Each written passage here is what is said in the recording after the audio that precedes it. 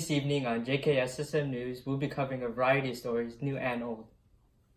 The first story we'll be talking about today is an update on Theodore Roosevelt's implementation on the Meat Inspection Act and how it has affected the meat we eat today. Here's Sam with the story. Thank you, Sandra. Here we have Mr. Kyle from Meat Incorporated showing us how his product has changed and improved since the Meat Inspection Act passed in 1906. Thanks for having me, Sam. Thanks to new legislation, we now make sure that all of our cattle are at the utmost quality. So here's one of our cows who's ready to be slaughtered. Would you like to do the honor, Sam? Oh, why would I? Sweet. Oh, this looks delicious. Yeah.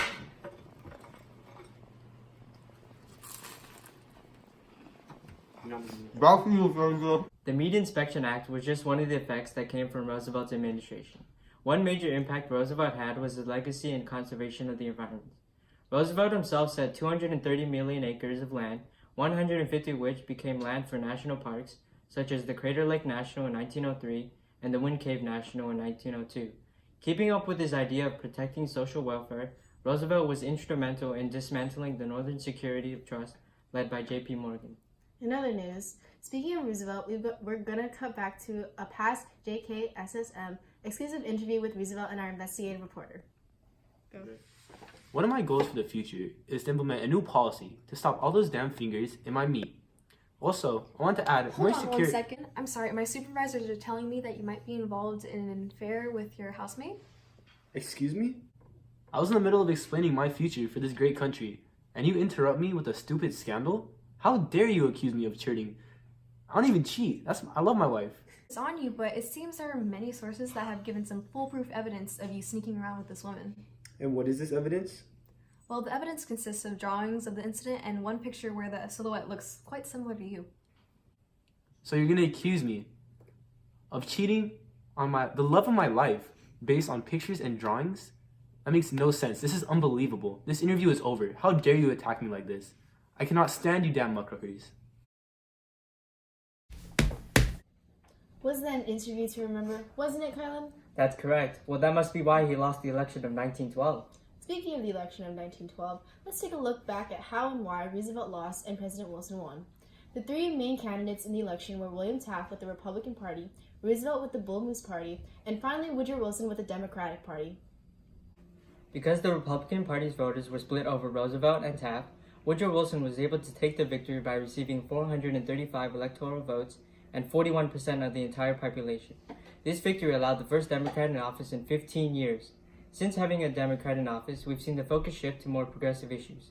Since Wilson, we've seen an increase in the quality of life for the common man. One of the biggest improvements for the Wilson administration was the implementation of the FTC.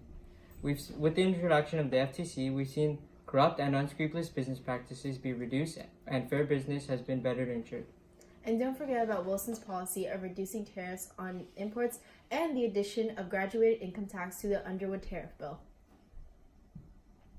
I don't know about you, but this seems pretty progressive to me. Under Wilson's implementation of the Adamson Act, all employees that worked in interstate commerce and railroad, women and children all received better working conditions. This included 8-hour workdays and overtime pay. Wilson also enacted the Workmen's Compensation Act that aided civil service workers by providing income to employees that were victims to workplace injuries. And don't forget about the Federal Farm Loan Act, which allowed farmers to receive low-interest loans from the government. With the 2-year sinking of the Lusitania, we would like to give the 128 fallen Americans a moment of silence.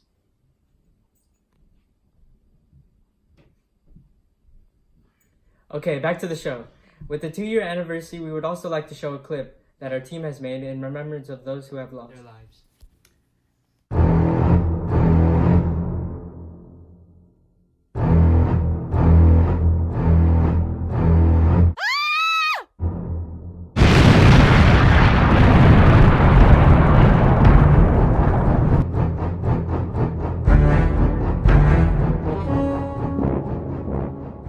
The Great War originally started after the death of Franz Ferdinand, an Arab Austria. Austria asked Serbia to hand the perpetrator over, but when they refused, war seemed imminent. Germany and the Ottoman Empire joined up with Austria and called themselves the Central Powers. France, Great Britain, and Russia joined Serbia and called themselves the Allies. We decided to stay neutral and keep to ourselves. However, after the tragedy that was the sinking of Lusitania, Americans saw a spike in those who wanted to join the war in Europe. although President Wilson was very adamant about wanting to stay out of the war and keeping a neutral status. This status felt almost impossible to maintain after seeing the Zimmerman telegram and the clearly hostile intentions that Germany had had for America. The act of employing Mexico to attack America if it were not to join the Central Powers is almost a direct statement of war. However, through recent events in the past couple of months, our nation has entered the Great War with minimal resistance from the Senate and the House of Representatives. This will be fought with the purpose of protecting democracy. Although in the beginning of the war we had a policy of staying neutral, America felt that we had an obligation to help the Allied powers through selling resources that would help them in their military efforts. So far now, we have 7 states who have already granted women the right to vote. Excuse me, Sandra, but do we really need to hear this? I mean, what do women need to vote for anyways? Which corset is the latest fashion trend? Actually, Kylan, there's been an increase in women employed in our country from 2.6 million in 1880 to 7.8 million in 1910. So ladies around our country deserve the right to vote, especially if it's regarding jobs and politics that protect their rights to their job. Now, before my ignorant co-newscaster can say another degrading comment, let's start off to an interview with Jeanette Rankin to inform us more about this women's movement. Hi, thanks for having me today. The pleasure is ours. So do you agree that if women were to ride in the car, their uterus would fall out? Anyways, what I meant to ask was, how do you see the women's movement improve during recent years?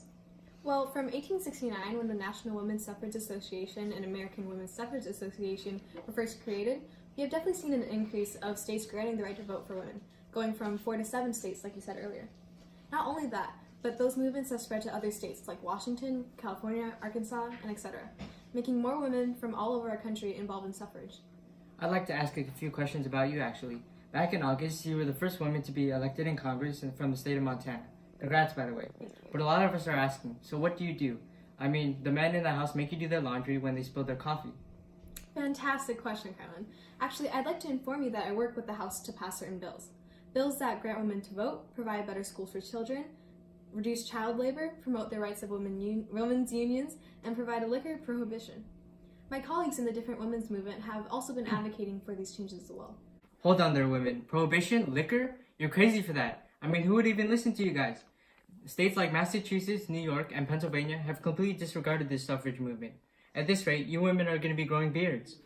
You should be careful about what you say, Kylan. Don't forget the women's movement has groups like the Rival Congressional Union, who has a more aggressive approach to advocating for women's rights. Yes, my colleague Alice Paul, who formed the Rival Congressional Union, has been picketing and organizing mass rally marches. In fact, there have been many suffrage parades since 1910 in places like New York City, despite their refusal to adopt it. We also have the support of Teddy Roosevelt and his Bull Moose Party from 1912. And as of now, over 2 million women who formally endorse this movement. Amazing, isn't it, Kylan? We wouldn't want women outside our studio picketing against you, Kylan, or even worse, making it seem like you go against former President Teddy Roosevelt. Anyways, for our last question for our interview, what struggles does the women's movement have, and what are the plans for the future? A struggle, besides dealing with sexist newscasters, we have organizations that were formed to go against movements like the National Women's Suffrage Association. For example, the National Association opposed to women's suffrage was created to oppose women's suffrage. And for our future plans, my good friend Carrie Chapman Catt has proposed our winning plan, where women in states that had presidential suffrage would work on getting federal suffrage amendment, among other things. Thank you for your interview, Jeanette. We hope to see you soon. With Woodrow Wilson's recent endorsement by the Democratic Party for women's rights, there's even rumors that he may give women everywhere the right to vote. This isn't Wilson's first contribution to bettering the lives of common American. In 1916, Wilson passed the Addison Act, which reduced work hours to 8 hours a day for railroad and interstate commerce workers, as well as giving employees overtime pay.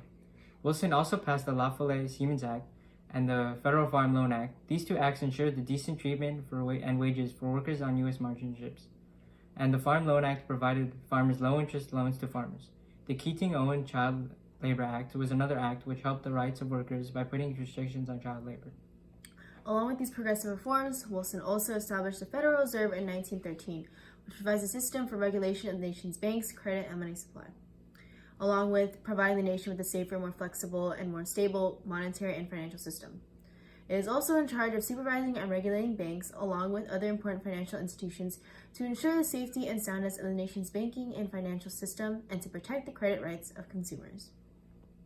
Bum, bum, bum, bum. A new segment we're doing today is called Progress Recap. We'll be focusing on recapping how America has progressed. Now, how can we talk about how America has progressed without first mentioning the progressives? Who are the progressives? Well, the progressives are the middle-class Americans who've had it with monopolies, corruption, and social injustices. Oh yeah, the people who are trying to curb the power of trust, improve capitalism, push for direct primary elections, referendum, and push for recall of elected leaders. Yep, those people, Sam. How'd you not know that? You're a news reporter, for God's sake. Wow, that sounds nice. But have the best sandwich makers in the world advanced? Well, women have found their power and created clubs to fight against oppression, corruption, and poverty, as well as attack child labor, get pensions, push for the right to vote, and push for temperaments and factory reform. Wow, that sounds like they've been busy and out of the house. Now let's take a moment to look at America's presidents and see how they've helped the American people. Well, the trust buster, Teddy Roosevelt, instituted the Square Deal, or the 3 C's, control of corpse, consumer protection, and conservation, as well as save 120 million acres of beautiful land for generations to come.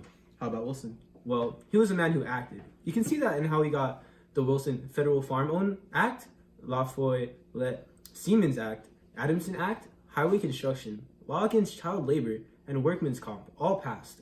Great. And Taft? Well, you could refer to him as a soft Roosevelt. Well, he tried to be a progressive, and he did get tariffs lowered, but I have to say that Wilson did the most for our country. Hold on now, this isn't a competition. You're right, never mind. Let's get into the real meat of this conversation. Are you trying to make a joke right now? Yes, I am. The Meat Inspection Act of 1906 really helped improve our standards of eatery. You're right there, Michael. I can't tell you how many times I've taken a bite and tasted human meat. Rat meat and really any type of meat, but damn are they good. Also, the Pure Food and Drug Act helped protect us from all those other contaminants we've been pumping into our body. Nice. Well, this is all we have for today. Good night, America. We'll see you tomorrow.